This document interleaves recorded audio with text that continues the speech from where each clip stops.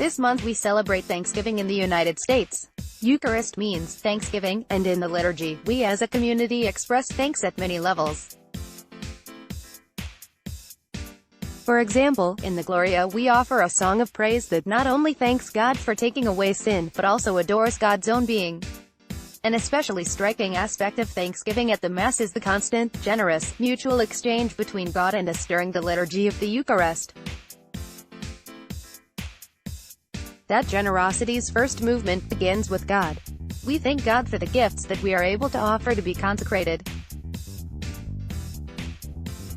Without God's first having given us the fruit of the earth, we could not offer back to God, the work of human hands, the elements of bread and wine. When the celebrant lifts up the gifts, we lift up our hearts as gifts to God, too.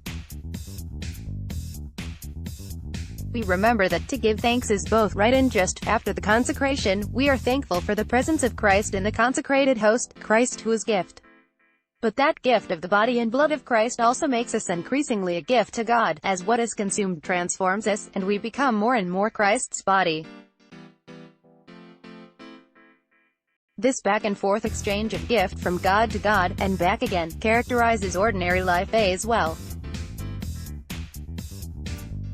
Everything that we have is a gift, whether material goods like fresh air, clean water, and healthy food, the gifts of family and friends, or natural talents that we might possess. We are asked to offer these gifts to God, wholly and without reserve, as in a suscipe, take, Lord, and receive. When we make the offer of all that we have and are to God, we find that we are never left empty for long. Rather, God always makes a generous return, even offering the presence of God's self to us, sometimes in place of the other, more limited goods that we thought we desired but that do not truly satisfy. Why is God so generous? In the eyes of God, we are cherished children. God desires to transform us, too, so that we who are already gifts to God can increasingly become people who are gift for one another.